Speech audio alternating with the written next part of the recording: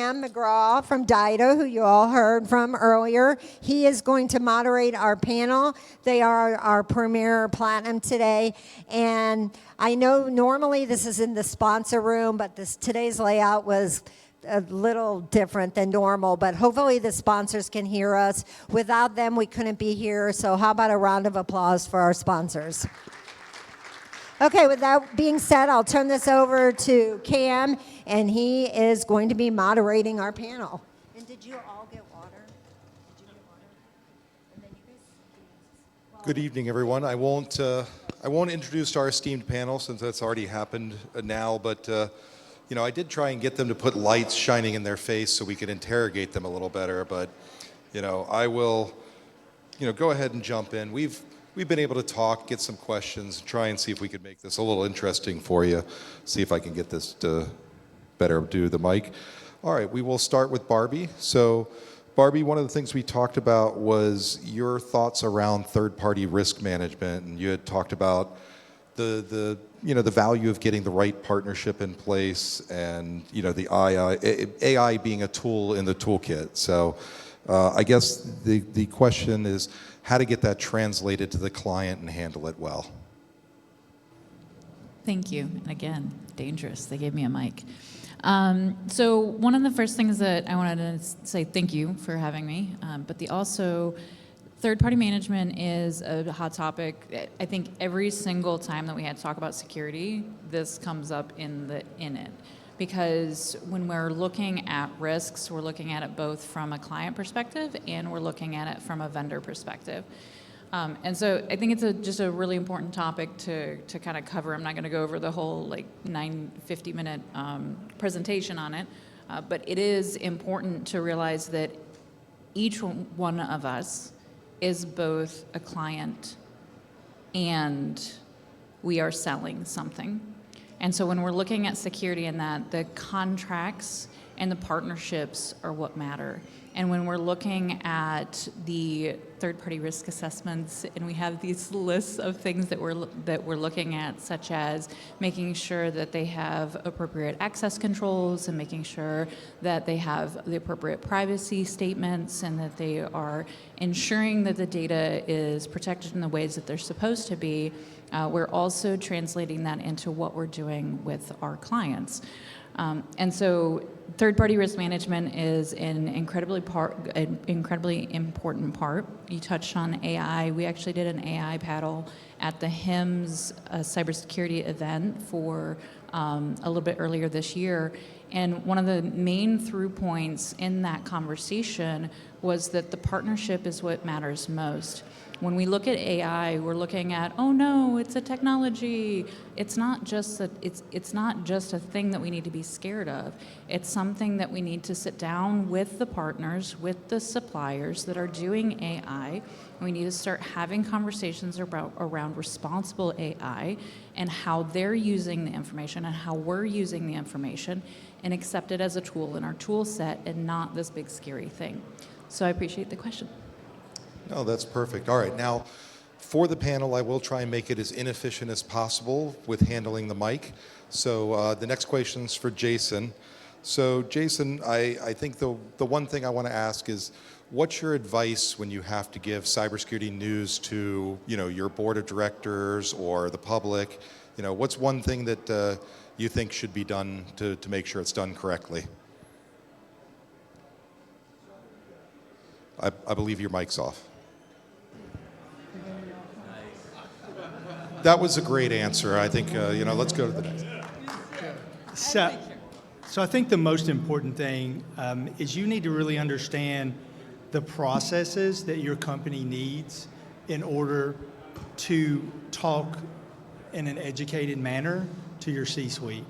If you don't know what your company does at the basic level, then it's very difficult to try to get the CFO to spend money. Because I'm walking his office right now and he's going to tell me no, no matter what I ask for. So I need to go in there with the plan of, I've researched this, we've looked at this company, we've looked at the BAA for this company, we've looked at the SOC for this company. This is where this company is going to save us money in the long run. And in 5 years, in the long run, we're going to be even. So you have to make an appealing case. It's just like buying a car. You're not going to pay the exact price that they want. You've got to go back and forth. And so you need to do that with your C-suite too. But if you go in there and you're uneducated to how you do business, then you're not really selling yourself. And I feel like that we have to really sell IT and security to our C-suite in order for us to get the money we're asking for. No, that's really good, and I like the comment you made, especially about, you got to convince the CFO with the purse strings, so something that I think a lot of people miss. Make sure you make the ask and whatnot. All right, next question is going to be for Darin, so you can give him the mic, but, we talked about, the acceptable use policies, the data security and privacy, about things like the free versions of ChatGPT, and, we talked about the fact that I'm working on a policy right now around that, how to handle the terms and conditions, those types of things. So what's one thing that you think needs to put in an AI policy, either for an organization or for the users at an organization, that you'd want people to think about? As you mentioned, I'm working on policy for several clients right now for AI. In addition to being the CISO for PolicyCo, I provide virtual CISO services for some of our clients. So as we work through that, we address the first thing. ChatGPT is free or $20 a month. People can use that. So you got to put update the acceptable use policies to make sure people understand how they can use it, how not to use it, the precautions they should take to not compromise your data or your client's data. And now we're into the responsible AI, as you mentioned before. And if I had to say one thing, it's what's the check? Inspect what you expect. It goes back to my time in the military. You can tell people what you expect, but if you don't inspect it and you don't somehow figure out a way to verify it, then you have no idea. So anything you're getting out of AI, we've all heard about hallucinations for the generative AI, things like that. So when you put something into it, that goes into is what's the comes out of that you get, and does it make sense, and is it valid, and especially if you're going to make any kind of decisions based on that, either in support of your clients or business decisions or product development decisions, figure out the way to validate, or at least to balance the risk or weight the results in terms of risk if you can't fully validate. Excellent. Well, I have messed up my inefficient microphone. Ammar, the next question is for you. So it's right next to him, unfortunately. But I won't steal any thunder, but Ammar, what's your favorite cybersecurity war story? Well, I may not need the microphone. So I kind of see things differently. I'm more of a technical CISO. I came up from the technology side versus some of the governance side. So starting as a cybersecurity analyst, working my way up that way. Got a lot of them, but we're going to go with something very simple. I work in higher education. In higher education, we use a LMS called Blackboard. It's pretty much a WYSIWYG, and it's a disaster if you don't control it. It can ruin your day. So in classic Memphis style, let me start the story with what had happened was we had a professor go home and work on his class. Saved his changes. Then the next day, all of a sudden, our firewall's lighting up with all this malware traffic. Absolutely crazy. All this malvertising showing up for days on end. So we start tracking it down with all these students affected and stuff like that. So we start looking to see where it came from. What turned out is this professor works on his home PC, had a malware injector for scripts for pages, made class changes, saved them, and completely infected half my university. So needless to say, he was on a conference call, and I have to walk into his office. I'm like, hey, I'm going to need you for a second. He's like, can you wait half an hour? I'm like, no, that's not going to work for me. So we had to take down his class, make sure nobody was infected, do all your due diligence behind it. And that's just a small thing, right? It just goes to show you, it's not the things that you expect to go wrong. It's the weird things that just kind of all of a sudden just get you when you don't expect it. Thank you. All right. Next question's for Roger. Last but not least here, we want to, talk about the concepts. We talked about your audit background. We talked about, some of the political landmines that you can run into. And you talked about things when and if you can even mention them in an audit report. I thought maybe you'd like to give some examples around that of things you should and shouldn't give in an audit report. Yeah, so great question. It's interesting when you talk about, we're talking a little bit about cyber insurance as well, and just what you put on there. A lot of things right now in the news around SolarWinds and what information do you put down in writing? What information do you communicate verbally to your executives? When is that going to come back to bite you in the butt at some point? So it's a tightrope to walk. It's very difficult. I don't know what the right answer is. Clearly, you want to have a risk register to kind of track the things you're doing to make sure that you're improving on those things. But when things go stale on there, that seems like it could come back and bite you. So I think we're going to see in the next probably 6 months what kind of happens with SolarWinds to determine, like, what do we need to do to protect ourselves? What's the best approach to that? But yeah, it's a delicate balance to write it down. What do you put? How do you get audits to support what you need to do? But can those be turned against you as well? Excellent. While we have now heard from all the panelists, are there any questions in the crowd you want to ask? Otherwise, I've got plenty here to keep us busy for the next 4.5 hours. By the way, if you're looking for a drink ticket, go by the Dido booth and whatnot. That's where you'll get them after this. All right, then we'll go back to Barbee. So Barbee, switching gears from the SEC and the discussion around SolarWinds, we had talked about the FTC having a Data Health Privacy Breach Act and the impacts that has on customers they may not be aware of. So please enlighten us. So here's a quick question. We are in Nashville, Tennessee, which means how many of you in here are health related? How many of you hold health data that may not be health related? Do you know when it is considered to be protected underneath of HIPAA and when it is protected underneath of consumer law? If you don't, yay, somebody does. If you don't, I highly recommend understanding that, because as security guardians, not only from a privacy perspective of knowing what we can and cannot do with that data, but we also have to know how we can protect and the rules and regulations around what we do to protect the data. So we have HIPAA, which is underneath of, obviously, when you're a covered entity, you're a provider, or you're an insurance company, a payer, or a clearinghouse, and then you have your health apps. And sometimes we do health apps without the additional layer of it being with a covered entity. So we wouldn't be a business associate as a covered entity. And in those situations, in 2023, there has been multiple, not just allegations, but actual the fines, and they've actually come in after and had orders against companies. Two, in particular, Premom and GoodRx. And essentially, even though they weren't a business associate underneath of a covered entity for underneath of HIPAA, they ended up falling underneath of the FTC health breach notification rule.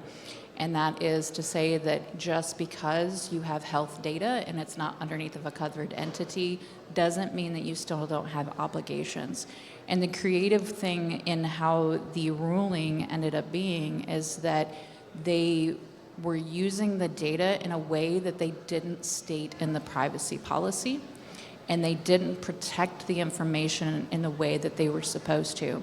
So not because it was a security breach, because somebody else came in and infected the computers, but because it was a security breach and it was a privacy breach, they were able to determine these companies were in breach of the Health Breach Notification Act because they didn't notify the individuals. They didn't notify them that that information was going to advertisers, that information was going to China, that information was not being encrypted properly. It had keys in place, and it wasn't being properly encrypted as it was going to China and coming back. And they were using the information for advertising purposes with both Facebook and Google and a whole host of other things, depending on which one you're looking at. But the point is that the landscape from a legal perspective is changing very, very rapidly and very quickly in a way that protects us, which is wonderful. But also, if you're doing if you have an application or you are protecting a thing that is health related, even if you're not protected underneath of HIPAA, you may still have obligations underneath of FTC or other requirements from a consumer perspective, because there's like a ton of state laws as well that are coming out. So just do your due diligence, check with your privacy team, and make sure that you understand what data you have and why you're using it. Thank you. I know that was, when we were talking about it, it was pretty elucidating to me. How many people here, by a show of hands, knew that the FTC had a health data breach requirement? Yeah. Yay. Other than the panelists. All right. Next one is we're going back to Jason Beatty. So, Jason, I think, the real question for you is going to be probably just, as a information security officer, what's one thing that you would give an advice to another CISO to do their job well? They didn't prep you for wow. They didn't prep on this. Wow. That's right. So I guess what I would say to another CISO in order to do their job well would be make sure that your communication lines, upwards and downwards, are always open. Make sure that everybody who works for you is part of the security team. If you don't know people who work for you, make a point to meet them. You need to understand where your vulnerabilities are at. You need to understand who in your organization is the person you need to worry about. And so, like I said in my talk earlier, and like I've always preached, have good policies and procedures in place, but make sure that those good policies and procedures represent your company. I'll tell you a story. I was hired for a company a couple of companies ago, and the first thing that they did when I came in was they showed me their external audit that they had just recently had, which spurred them to hire me, right? And I looked at the CEO, and this was like in the 1st of January, and I said, all right, so I'll see the audit, and I see the things we're missing. I will see you in April. I understand that you hired me in January, but for the first quarter, I'm going to be home. You're not going to see me. Don't call me. So I went home and did all the groundwork, the cornerstone work, in order to support that company from a CISO level. And that's, building out everything that you need to build out. Understanding, going to the websites, looking at things, looking at the external pen tests, finding out why they don't have change management, why they don't have disaster recovery, why they've not stepped up and done any of this stuff. And this was a publicly traded company, so they had to hit SOX, which is a little different than HIPAA and what me and Roger have to deal with all the time, which is 42 CFR Part 2, which is also a little different than HIPAA. You have to understand all companies are different. There is no cookie cutter, this is the way you do security. Everyone in here has a different job than everybody else. The most important thing I think as a CISO is to understand what your job is, to understand what your company needs you for in order to be a CISO. And that's going to be a different answer for everyone. Thanks. No, that's great. And you, please. Yeah, so I think one other thing that I'll just add is I think networking, as we talk about how to be a good CISO, is networking. So get to know your peers in the area. Nashville has a great CISO community that you've got support, you've got things you can bounce ideas off of. I think it's just very important to build that great community as well. No, great advice. And I think I'll throw out the next controversial topic to the crowd, but by a show of hands, is it CISO, CISO, or CISO? What's correct, or is there other? So how many pronounce it CISO? Oh, a lot of you. Okay. How many pronounce it CISO? You and me are there. You know, what, CISO, CISO, CISO, I think that's the last one. All right, nobody. Any other pronunciations? All right, well, I think we have that one clearly defined now. So, all right, we will move on to Darin. So, Darin, you know, one of the things we talked about was the fact that ransomware is not going away. And I think you had an interesting perspective where you were talking about some of the financial customers that you had and looked at their plans a decade ago and thought they were a little overboard, and now they're not looking so insane and overboard. Do you want to give some examples or talk about that? Yeah, so some of this is from experience with clients, but also some of this is from those groups that Roger mentioned, you know, CISO groups here in the local area. I don't know if your mic's on. It's just not close enough to my mouth. Sorry. So in the combination of those things, I've seen recently, last 6 months to a year or more, where, you know, things that I used to think were really overboard, you know, people building out systems or proposing systems that were, you know, 3 times air gapped and things like that. But that's, nowadays, that seems the minimal if you really want to have any kind of chance to recover in the face of ransomware. You know, who was, you know, you mentioned during your talk today about ransomware and being able to recover. It's, you know, taking the time to understand what your truly critical elements of information are and make sure those are backed up in such a way that not just 30 days worth of backups, because if you know, we all say we've got 30 days worth of daily backups. Guess who knows that too? They put a sleeper in that's timed to go off at 45 days. So if you know, ransomware goes, then you go to look at your backups to go start scanning. Where's the last good one? Last good one. You get through 30 days and you're like, it's everywhere, and you've got nothing. So it's, you know, it's all tied together. Third parties, you know, supply chain. I'm doing a business impact analysis for 2 clients right now where we go and, you know, one of the things I've been asking is, okay, what are the critical elements of information for you as the process owner? And what would you do if, you know, Salesforce and all these other things went away? Because Salesforce is not infallible, you know. And what have you done within Salesforce to back up with their native capabilities? And, you know, I get the big, you know, blank stare. So it's, you know, kind of basic housekeeping, but also building out systems. If you absolutely have to keep going in the face of ransomware, and maybe don't want to pay, or maybe you'll pay, but, you know, that's no guarantee. Figure out what's the critical thing you need and figure out a way to have that clean, you know, somewhere in, you know, walled off sanctuary so that you can and practice how you're going to recover from it, or at least operate in the absence of Salesforce, in the absence of QuickBooks, in the absence of all these automation tools. How does your team operate? What was your time frame, Jason, that you mentioned that they need to be able to work for a day while you figure out an incident? You know, what can they, you know, and I don't think a lot of companies have put that to their business units. You know, here's something happens at 6 o'clock in the morning or 4 o'clock in the morning, you come into work, nothing is available. You know, expect to not have it available for 2 days. What do? What do you need to do now to be ready to operate with 2 days of not having access to all your automation tools? You know, those kinds of exercises. That's a tabletop exercise worth doing. I think Barbee's going to rip the microphone out of your hands. I am. So I think all of us are like, but I have things to say on that subject too.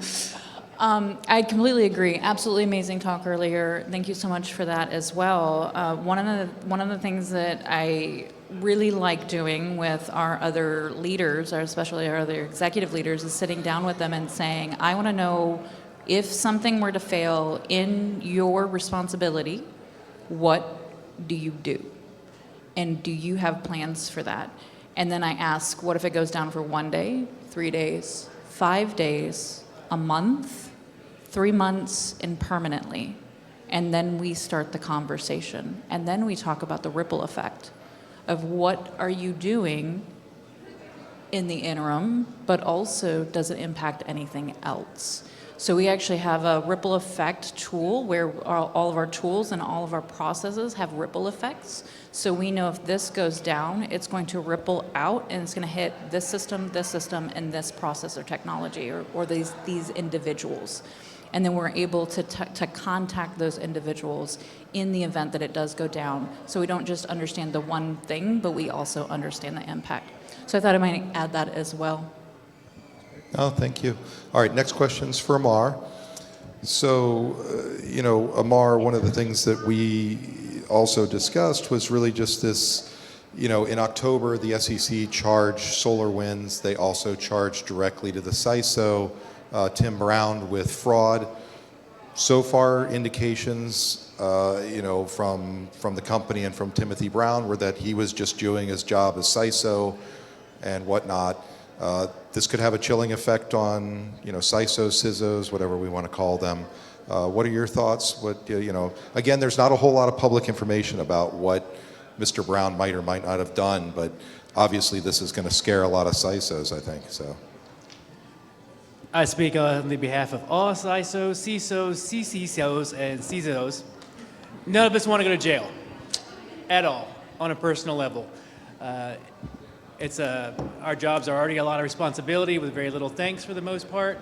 And most people who do it because they love it. There's a challenge in it. It's just something to do when you wake up in the morning and you're very passionate about it. What's going to happen is you're going to start seeing people deter from being CISOs, especially if you start being held on a personal level and being charged with a crime because you didn't get funding to do something because you knew about it and you got denied for whatever you asked for. So we're really going to look internally and group together and buy lawyers at a good price. So if anybody wants to get started on that, that might be an option. And that's not necessarily a joke. It's like you're going to start seeing a whole different business vertical where attorneys are going to come together and offer you personal insurance as a CISO. CISO trade group. Yeah. Yeah, absolutely. So and I don't think it's going to get any better, right? Because the board's going to want accountability for somebody, and I think they're going to look towards us. yeah, so that was a comment from the crowd up here. This gentleman was talking about one of the things you should make sure is that you're covered under a director's and officer's insurance for both your company. Also, a little hint, a lot of homeowners policies can add that as well if you're working in like a volunteer position, that you can add a rider quite inexpensively. All right, we'll move over to Roger. Absolutely, go ahead and jump in on the... That reminds me of something you said a little bit earlier, Roger. Be careful what you say in writing. So maybe now everything needs to be in writing. So, because a lot of times these people get charged with things that the company did, and individuals get charged. Many times the company does not pay to defend them for legal services. So, maybe that's the time to, maybe this is the impetus, depending on how this goes. Start writing everything down so you have, plausible deniability and plausible, backup. Yeah, Well, I wanted to add something real quick. One of the things that I've done ever since I've been in this position for the last 4 companies is when I have an external audit done, I find where my problems are at. If there were problems I didn't know, or if there are problems I did know. When I budget next year, I always budget for solutions to fix those problems so that I have it in writing that I have budgeted for this. If it gets denied because of resources, I have it in my budget. I know it's a problem. I have it in a pen test. I have it in my budget. It wasn't me, just an FYI. Something that I've always kind of done to cover myself. No, absolutely. Art, please. I was going to go back to Roger with a question, actually, that pans on the D&O and the insurance question. So, Roger, I know one of the things that we've talked about is that, with what's an auditor perspective, and how does that, get impacted when you're dealing with things like cyber insurance? Yeah, so I would recommend any IT professional spend some time in audit or spend time with your auditors. So I think I spent about 7 years heads down in audit after over 23 years in IT and security, did a stint in audit and then back to security again. And gives you a different lens to look at. So when you're looking at cyber insurance and filling those things out, like I think your approach is different. You're dealing with auditors on the other side when you have brokers on the phone and they're doing their interviews and asking you questions. The deep down technical answer sometimes either goes over their heads, doesn't make sense to them, but if you can talk in control sense to them of how these controls actually work, how they're protecting your organization, I think that's very beneficial. And another thing on insurance too is just look ahead, be prepared, because every year they're coming out with new stuff. They started hinting at this last year, but AI is definitely going to be on for this year. Last year in healthcare, it was all of the tracking stuff around healthcare and what happens with that. So you want to think ahead and be planning ahead, get some stuff into your budget if you can for those kinds of tools, or get policies in place to address some of those things that they're going to come at. Anybody knows that's filled out the form before, every year we get a couple, almost seems like 100 extra questions added. I'm not looking forward to this year. We started a month early last year, or earlier this year. I have a feeling we're going to be starting even a month earlier than that, just to have the time to get that all together. And pull your teams together as well. We make sure we pull everybody in so we're getting the right answers, and we're kind of solid on what we're doing. Do great documentation, really helps.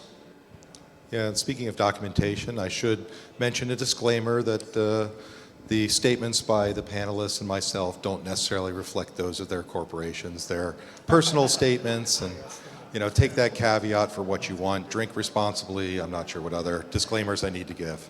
All right, we have a question from the streaming. So they wanted to know if any of the panelists use FAIR or FAIR to do their cybersecurity assessments. Anybody? FAIR, it's a risk assessment. Nope. Apparently nobody, so that's a bad question. Anybody out here? It is a fair question. Yeah, very fair question. Hold on, can I just I'm gonna say let's have a panelist that we didn't plan for. We're gonna honorary panelist. Jack did a lot of good work with FAIR. It's a calculus that a lot of people don't choose to learn, but it's now integrated into various products. UpGuard is one of the third-party security rating services that is leveraging it. So where it is leveraged as part of your GRC, easy to use, and it's helping you make the financial position. You've already gone through what is the business, what's the revenue, what's the business impact assessment. It's a means to go through and be able to quantify that. So the issue is manually, it's a pain. Incorporated into the GRC tools, the security rating tools, whatever you're using, then it's a powerful tool to leverage, especially with the CFOs and the other EIEIOs. Thank you. Well, I think I definitely will have to look into that more. We probably are doing it through other cybersecurity frameworks. There are a lot of them, so sometimes it does come. All right, I will ask a question here that really is for any of the panelists, and I think Barbee has the microphone at the moment, but Dennis Hughes, who pretty much started as the first, I think, FBI head of the Computer Crimes Division, has a fairly famous quote. I will read it so I don't paraphrase it badly, but basically, the only secure computer is one that's unplugged, locked in a safe, and buried 20 feet underground in a secret location. And I'm not even too sure about that one. So, that clearly breaks CIA, the confidentiality and integrity and availability concepts, because you have no availability. You might have perfect integrity and perfect confidentiality, but how do you balance your CIA needs when you're doing your assets and handle that? So anybody can take it. Barbee has the microphone at the moment, so I don't know if she wants to go first. So as we talked about earlier this week, I think he stole that from me, or paraphrased, because I have been saying for years that the most secure server is the one that's disconnected from the network at power, wrapped in a canvas bag with 50 pounds of weight in it, and dropped over the side of a ship in the Marianas Trench. I come from a naval services background, so that's something that's more familiar to me.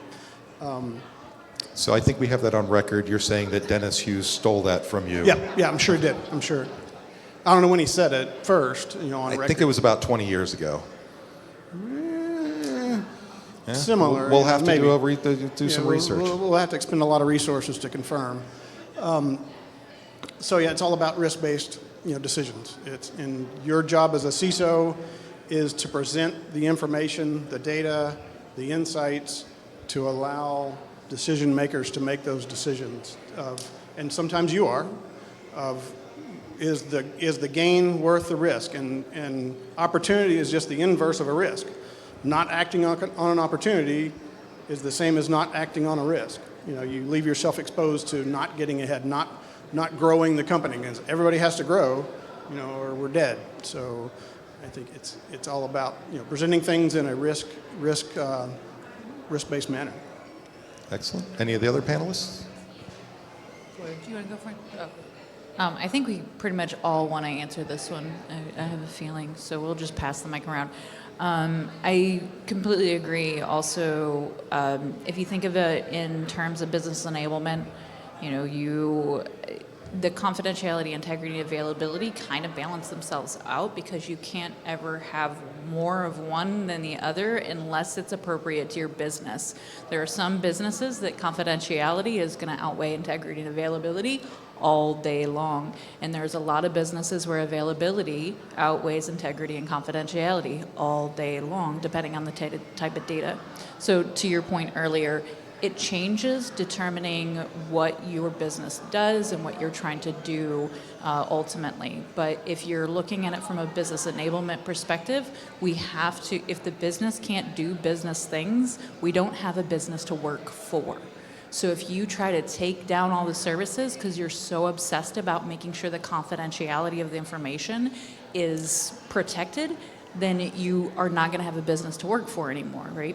And so you also have to make sure that the availability of the services is there, the integrity of the information is there, the integrity of what the system does is there.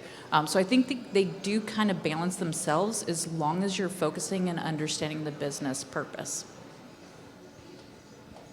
Yeah, I agree. I really would like a whiteboard. I don't have one. So I will tell you this. I have written that triangle on my whiteboard in my office so many times because when I try to explain this, I explain this to my business owners. I am not the bad guy.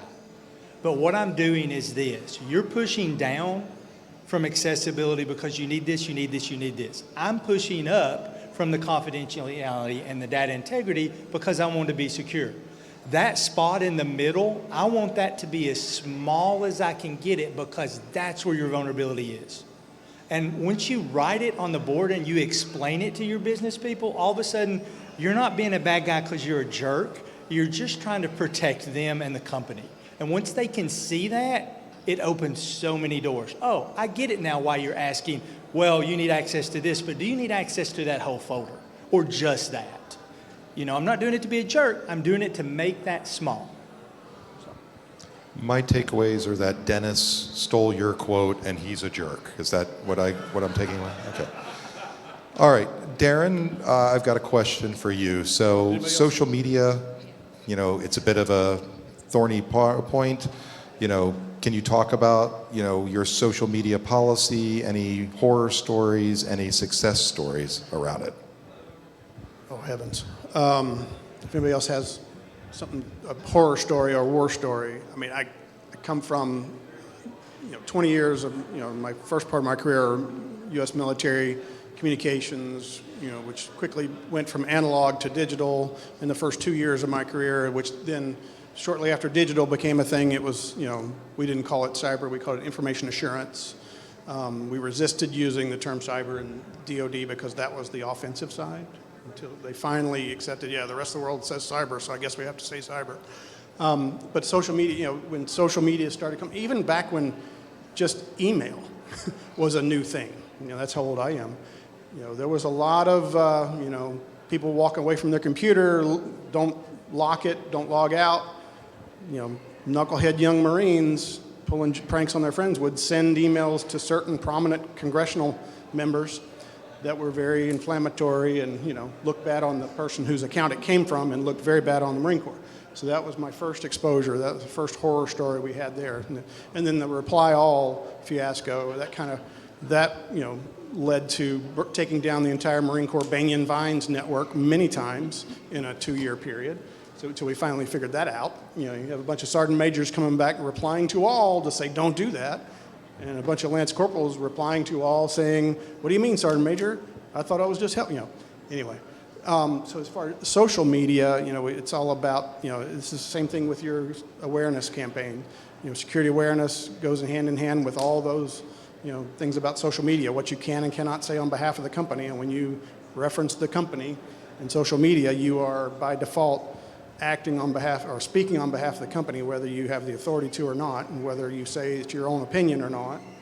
The other thing I equate it to, whenever I was in a situation where I had potential to review and work with contractors when I was in the Department of Defense, you had to go through core training, contracting officer, representative training, even though you weren't the official contracting officer, because you had to learn what, you could tell a contractor to do something, and just by you saying it, they can use that as justification for doing it and billing the federal government. So it's all about, be aware of what you're saying, what you're allowed to say, and what the impacts of what you're saying may have. So, is that? Thank you. Anybody else want to add to that? Social media, horror stories, success stories? Oh, okay, definitely. Yeah, I'll add something. So, speaking of the military, I know you probably remember this, and I'm an old man, so some of you may not understand this. When I first joined the Army, the first thing they gave me when I got to basic training was a stencil. And that stencil had my full name and my social security number on it. And I took black spray paint and I sprayed that on all of my bags. So everywhere I went, had my social security number, because privacy wasn't a thing. Fast forward to today, and one of the things that I try to do is I'll go into the local high schools a lot and I'll teach the kids privacy, because that is a lost skill. They give up their privacy for an app every time. And you guys know it, everybody knows it, and the attackers know it.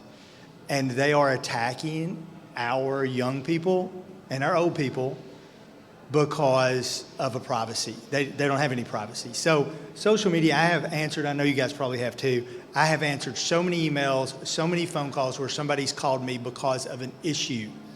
Somebody is, talking to their daughter, they don't know who that person is. Can you figure this out? My grandmother's talking to a guy she thinks is in North Korea, but really he's probably somewhere else. So social media is so out of hand.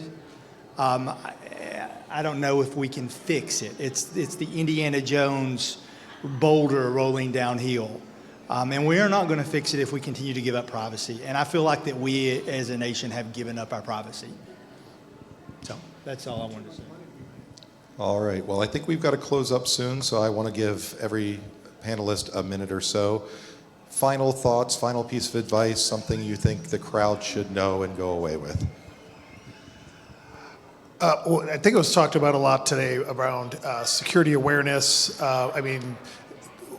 Work with your teams around security awareness. It's very important. We talked about social media and just making sure people are aware, understanding privacy, everything around security awareness. It's trying to balance that carrot and the stick approach to that. It can be approached from a mindset perspective, and what we're trying to do is really address people at their personal lives and try to help them personally so they can bring that back to the office. So we're trying to do some trainings around how to protect your elderly parents, how to protect your kids. And you talk about, privacy and giving that up on TikTok or whatever it is. It's like sextortion's a big thing. You talk to the FBI. It's rampant.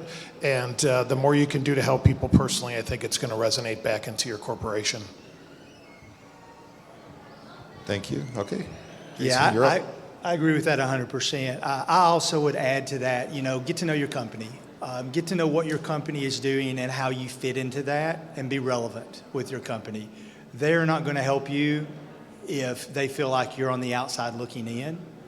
Understand everything that goes on.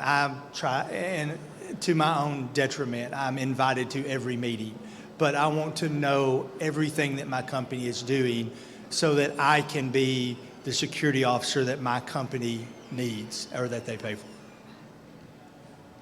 I like that you said that, because I feel that to my core. I am both simultaneously exhausted from all the information that's coming in and also going, please tell me more. Why don't I know about this? So I appreciate that sentiment, and I think that actually goes into what I wanted to continue that with is take a deep breath. You know, it's hard, and especially with the rulings that are coming out, both from security and privacy and to individuals, it is really kind of a scary landscape right now. So sometimes we just have to take a deep breath and just kind of pull it all in. And then also create relationships, both internally in your company, getting to know your business, but also getting to know the people in your business. Those are your lifelines in the business. Security does not function without other people. Security does not work without other people's buy-in. And so continue to build your relationships, also building your relationships in the community itself so that we have lifelines on the outside and we have sanity checks. But yeah, so thank you. I sum up several of the comments by be a good listener. But in order to be a good listener, you've got to be good at asking questions, the right questions. You know, and it's just like improv. You know, it's but you know, what is it with improv? Yes, and that's it. Yes, and you know. So I've seen some. I'm not the best at that. I tend to get talking and forget that I'm in a conversation sometimes. So I try to do better about that. I just recently, as a virtual CISO, helped, you know, doing BIA interviews with 27 different business process owners, and had members of the compliance team join me who'd been with the company 3 to 5 years, and they were learning things about the company during that interview process that they didn't know. So, you know, anytime I do an engagement, you know, that's one of the, even if I'm not engaged to do an assessment, I'm going to go out and interview as many people as I can possibly get 30 minutes on their calendar. And that's, you know, you talked about going around to visiting all your sites. You know, that's the same thing. You know, make sure you're, you know, interviewing, you're talking to people and asking the questions. Learn, be curious. You know, to quote Ted Lasso.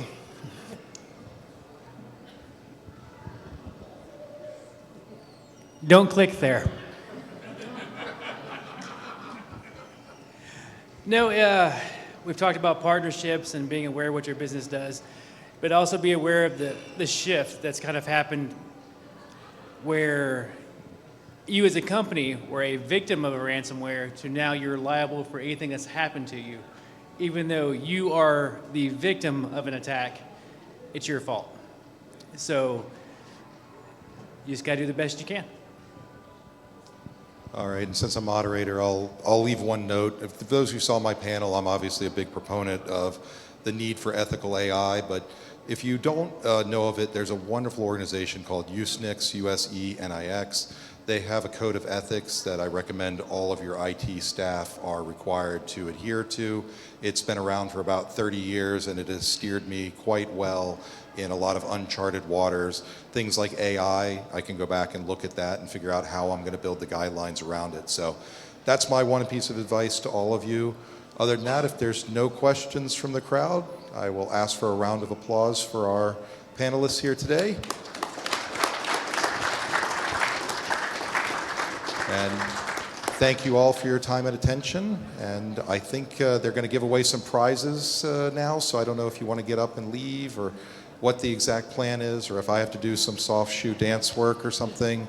You know, one of my favorite memes that I've been looking for, somebody out there might have it, it's how to install a Sun RPC printer as shown by interpretive dance. And I lost it about 20 years ago, but you know, yeah. I can't get that out of my mind now. Well, you know, it's like there's an old joke about how to get any song stuck in your head out is 4 words, Eye of the Tiger. So, you know, so now you'll just be going, done. All right, are you ready to give out some prizes? Well, I'm ready to, first of all, thank you guys. We really appreciate your time and your expertise. Hang on.